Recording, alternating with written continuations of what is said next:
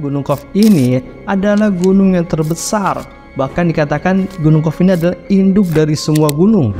Raja Iskandar Zulkarnain ini bertanya kepada Gunung Qaf, "Siapa Anda?" Kemudian Gunung Qaf menjawab, "Aku adalah Qaf.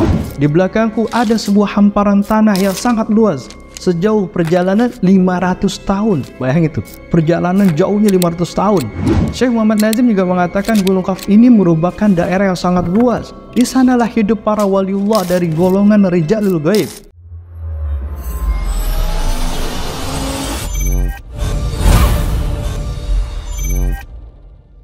Assalamualaikum warahmatullahi wabarakatuh. Salam sahabat Jundu Channel dimana berada. Alhamdulillah, semoga senantiasa dirahmati Allah Subhanahu wa Ta'ala. Kembali lagi bersama Ana Dai Robi, tayangan Jundu Channel pada program kisah-kisah teladan atau kisah lainnya yang menjadi inspirasi buat sahabat Jundu Channel dimanapun berada. Pada kali ini Ana akan membawakan kisah misteri.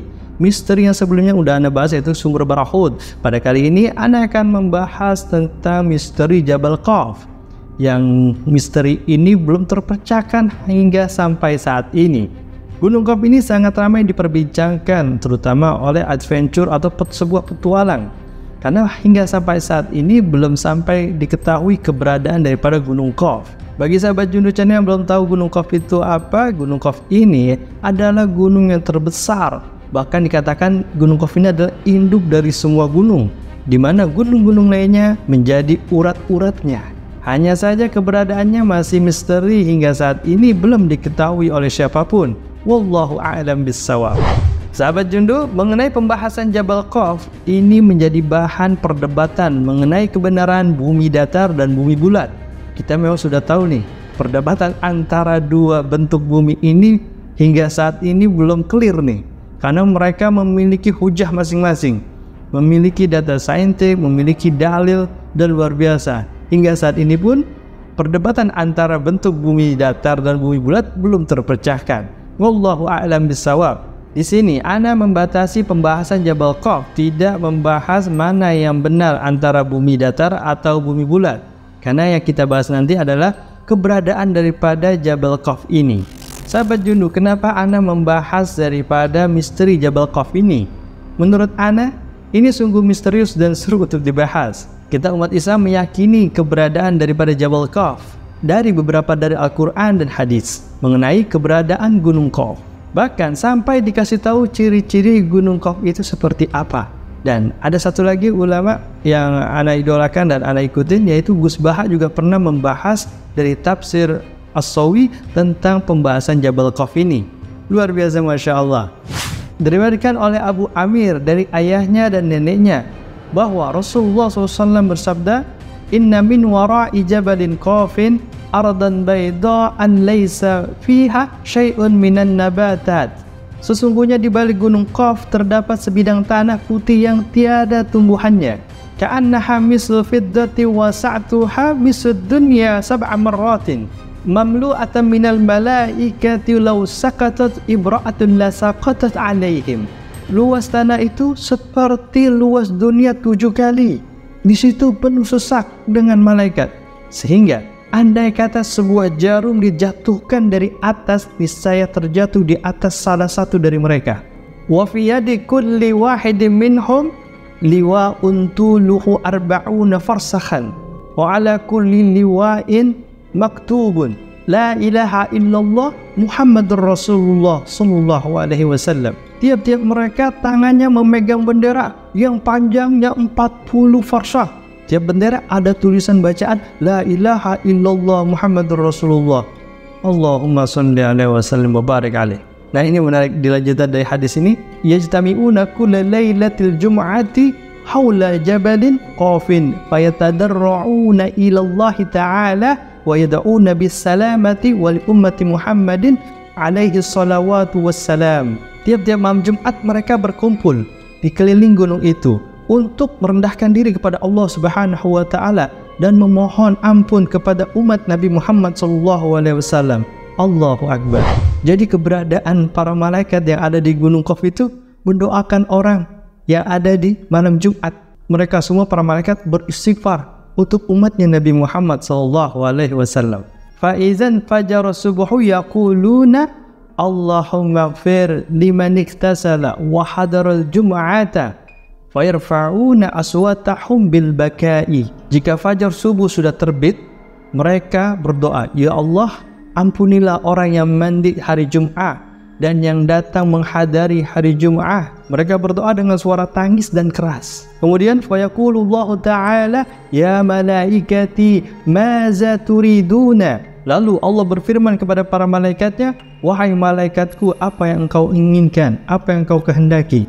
Fayaquluna nuridu an taghfiru li ummati Muhammadin alaihi salawatu wassalam. Fayaqulullahu ta'ala qad ghafartu lahum.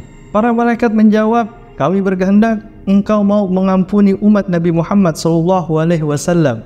Kemudian dijawab oleh Allah Subhanahu wa taala, aku telah mengampuni mereka. Allahu Akbar, Masya Allah, luar biasa. Sahabat Jundu, mengenai bentuk daripada Gunung Qaf ini, di dalam kitab tafsir As-Sawi, Gunung Qaf adalah satu gunung yang mengitari luasnya bumi, dan Gunung Qaf ini terbuat dari batu zamrud hijau yang menyebabkan langit berwarna hijau. Jadi meskipun tidak diketahui bentuk dan letaknya, disebutkan jika Gunung Qaf ini memiliki warna hijau kebiru-biruan. Bahkan disebutkan juga bahwa Gunung Qaf ini terdiri dari banyaknya batu zamrud. Nah, karena bentuknya yang sangat besar dan dia juga kerap dihubungkan dengan sebagai penyangga langit, maka kemudian langit memantulkan warna, sehingga warna langit yang kita lihat itu adalah pantulan dari Gunung Qaf. Karena Gunung Qaf ini memiliki daratan yang sangat luas. Luasnya itu sejauh perjalanan 500 tahun. Allah alam bisawab, Masya Allah. Sahabat Jundu, ada sebuah riwayat bahwa Raja Iskandar Zulkarnain pernah bertemu dengan Gunung Qaf. Pertemuan itu membuat Raja Zulkarnain ingin mengetahui banyak mengenai tentang rahasia Allah Subhanahu wa taala. Alhasil, Raja Iskandar Zulkarnain ini bertanya kepada Gunung Qaf, "Siapa Anda?" Kemudian Gunung Qaf menjawab, "Aku adalah Qaf." Lalu ditanya lagi sama Raja Iskandar, "Gunung apa yang ada di sekitarmu?" "Itu adalah bukit, tidak ada kota di dalamnya selain perbukitan. Jika Allah hendak menggoncangkan bukit itu, maka Allah Subhanahu wa taala menyuruhku atau memerintahkan diriku untuk menggerakkan dari sebagian daripada anggota tubuhku. Seketika itu bukit juga ikut bergoncang dan bumi pun juga ikut bergoncang." Kemudian Raja Iskandar Zulkarnain bertanya tentang hal lain, tentang rahasia Allah dan keagungan Allah Subhanahu wa taala. Gunung Qaf berkata, "Tuhan kita sangatlah agung. Di belakangku ada sebuah hamparan tanah yang sangat luas, sejauh perjalanan 500 tahun. Bayang itu, perjalanan jauhnya 500 tahun. Luar biasa, udah kehabisan, udah buru mati kita di jalan. Setiap 500 perjalanan engkau akan melihat gunung salju. Jika gunung salju itu tidak ada, niscaya bara api neraka akan semakin panas." Masya Allah, dahsyat, luar biasa. Sahabat Jundu, ada sebuah riwayat lain mengenai Gunung Qaf. Sewaktu Sayyidina Abdullah bin Salam bertanya kepada Nabi Muhammad SAW, dengan apa bumi ini bisa tenang? Jawab Nabi Muhammad SAW, yaitu dengan beberapa gunung. Pertanyaan berikutnya, dengan apa gunung-gunung itu dikokohkan? Kemudian Nabi Muhammad SAW menjawab dengan Gunung Qaf yang dibuat dari batu zamrud hijau dan birunya di langit. Setelah itu ditanya lagi, berapa jarak tingginya dari bumi ke langit? Kemudian Nabi Muhammad SAW menjawabnya, jarak tingginya yaitu sejauh 500 tahun perjalanan. Masya Allah. Masih ditanya lagi nih Rasulullah SAW tentang jarak antara perjalanan kiri dan perjalanan kanannya, utara dan selatan dan titik tengahnya. Wah, kayak titik koordinat gitu, kanan, kiri, depan, belakang, tengah-tengah. Itu jaraknya antara tengah ke depan, tengah ke samping, tengah ke belakang, itu berapa masing-masing, tiap masing-masing itu berapa jaraknya? Ini pertanyaan detail banget ya. Nabi Muhammad SAW menjawabnya, jaraknya yaitu 200 tahun perjalanan. Dahsyat, luar biasa. Dan ketika Nabi Muhammad SAW ditanyakan tentang penghuni bumi yang berlapis 7 itu, Nabi Muhammad SAW pun menjawab, penghuni lapisan 7 adalah para malaikat. Penghuni lapis ke-6 adalah iblis beserta bala tentaranya. Penghuni lapis ke-5 adalah untuk setan. Penghuni lapis ke-4 adalah untuk ular. Penghuni lapis ke-3 adalah untuk kalajengking. Penghuni lapis kedua untuk para jin dan bala tentara juga. Dan penghuni lapis pertama adalah untuk manusia. Sebenarnya fungsi gunung itu adalah sebagai paku bumi dan dikuatkan di dalam dalil Al-Quran, dan dipancangkan di bumi itu gunung menjadi pasaknya. agar kamu tidak terguncang. Ini termaktub dalam surah Al-Luqman ayat 10. Kemudian dalil yang lain dikatakan, dan bersegeralah untuk mendapatkan ampunan dari Tuhanmu serta mendapatkan surga seluas langit dan bumi yang disediakan bagi orang-orang yang bertakwa. Dan ini termaktub di surah Al-Imran ayat 133. Kemudian di dalam firman yang lain, seluas langit dan bumi memberikan arti 2 kali lipat langit berpasangan dengan bumi matahari dengan tujuan siang dengan malam. Maha suci Allah yang telah menciptakan segala sesuatu berpasang-pasangan. Ini juga termaktub di surah Yasin ayat 36. Dan untuk luas, panjang, lebar dan besarnya adalah sama. Sesungguhnya Allah Subhanahu wa Ta'ala telah menciptakan 7 lapis langit dan bumi, seperti itu pula di dalam Quran surah At-Talaq ayat 112. Ibnu Abdi Al-Dunya dan Abu Al-Shaish meriwayatkan dari Ibnu Abbas radhiyallahu an, Allah telah menciptakan sebuah gunung yang mengelilingi dunia yang akarnya berasal dari batu di mana bumi berpijak. Setiap kali Allah Subhanahu wa Ta'ala ingin menguncangkan sebuah kota, Dia memerintahkan gunung itu untuk menguncangkan akarnya yang berada di kota itu. Itulah sebabnya gempa bumi dapat terjadi di beberapa tempat terpisah dari yang lain. Ketika Nabi Muhammad SAW dalam peristiwa Mi'raj ke langit, beliau melihat gunung yang sangat besar. Gunung itu adalah Gunung Qaf. Ia berada pada sebuah padang yang perak mengkilat yang menghamparkan di belakang Gunung Qaf. Itu masih ada 70 gunung, dan di belakang terdapat suatu kota. Di antara kota-kota itu ada yang berpenghuni makhluk dari jenis Bani Adam. Maka setelah Nabi Muhammad SAW sampai di sana, mereka dengan serta-merta mengucapkan salam kepada baginda Nabi besar Muhammad SAW atas kemurahan Allah SWT yang telah mempertemukan mereka dengan Rasulullah SAW. Jadi mereka pada senang tuh ketika Rasulullah SAW datang kepada tempat tersebut. Dahsyat, luar biasa. Mereka semua setelah memberi salam menyatakan keimanan pada beliau. Nabi pun bertanya perihal asal usul dari kaum yang mendiami tempat itu. Ternyata mereka adalah Bani Israel yang hidup setelah Nabi Musa alaihissalam. Karena Nabi Muhammad SAW penasaran pada mereka, akhirnya mereka menceritakan bisa sampai di sini dan Allah Ta'ala menempatkan di sini. Ceritanya begini sahabat Junda. Ketika Nabi Musa alaihissalam wafat, terjadi huru-hara dan perpecahan antara Bani Israel sehingga menimbulkan berbagai kerusakan. Begitu dahsyat huru-hara itu sehingga juga merenggut 43 seorang nabi di antara Bani Israel. Jadi ada 43 orang Bani Israel dibunuh sama orang-orang Israel juga. Dahsyat. Jadi ini perang saudara. Dan mereka yang bertahan berdoa kepada Allah Subhanahu wa Ta'ala agar diselamatkan dari bahaya yang mengancam keselamatan akidahnya. Seketika itu, saat mereka berdoa kepada Allah Subhanahu wa Ta'ala, tiba-tiba hamparan tanah yang berada di hadapan mereka semua tuh dengan sangat lebar, yang mereka semua terperosok ke dalam tanah. Mereka berada di sana selama 18 bulan. Dan setelah 18 bulan barulah mereka bisa keluar dari tempat itu, dan sehingga pas keluar itu berada di tempat ini ternyata. Allahu Akbar, Masya Allah, luar biasa. Dan Rasulullah SAW karena berada di tempat itu melihat situasi lingkungan, melihat kanan kiri dan lain-lain, ternyata rumah-rumah mereka tidak memiliki pintu. Rasulullah SAW merasa heran, namun tak disebutkan jelas bagaimana bentuk rumah mereka. Melihat beberapa pemaparan tadi, maka sangat tidak mungkin bahwa Gunung Qaf ada di alam gaib. Karena ada keterangan kalau di sana ditinggali Bani Israel, manusia biasa seperti kita Bani Adam. Sehingga menimbulkan kesimpulan bahwa gunung itu nyata, yang seharusnya kita juga bisa ke sana. Kecuali tidak ada teknologi yang dapat memumpuni hingga sampai ke tempat sana. Karena kan luar biasa, Masya Allah, 500 tahun perjalanan untuk mencapai tempat tersebut. Karena sesungguhnya bumi yang kita tinggal ini belum semuanya terpijak oleh kita semua. Masih ada beberapa bagian yang belum terjamah. Wallahu a'lam bissawab. Menurut Syekh Muhammad Nazim, ada sebuah gunung yang dikelilingi beberapa buah lembah dan bukit gunung terletak di antara daerah Yordania dan Arab Saudi. Ada juga yang mengatakan Gunung Qaf ini terletak di daerah daratan Yaman, dan ada juga yang mengatakan Gunung Qaf ini berada di sebuah Persia dekat tembok Ya'jud dan Ma'jud. Syekh Muhammad Nazim juga mengatakan Gunung Qaf ini merupakan daerah yang sangat luas. Di sanalah hidup para waliullah dari golongan Rijalul Ghaib yang dikatakan berjumlah 70 orang. Semua penduduk Gunung Qaf ini adalah para laki-laki yang soleh dari golongan manusia yang telah menjauhkan diri dari kehidupan duniawi dan memilih hidup hanya untuk beribadah saja kepada Allah Subhanahu wa Ta'ala di Gunung Qaf. Dahsyat, luar biasa. Jadi Gunung Qaf ini merupakan daerah yang gaib, tidak ada di alam nyata. Kehidupan di Gunung Qaf semuanya bersifat tersembunyi dari sisi gaiban. Konon tidak jauh dari Gunung Qaf tersebut terdapat sebuah pulau Al-Qadar, tempat bertemunya dua arus air laut dan sungai. Nah, disitulah Nabiullah Khidir alaihissalam tinggal di tempat tersebut.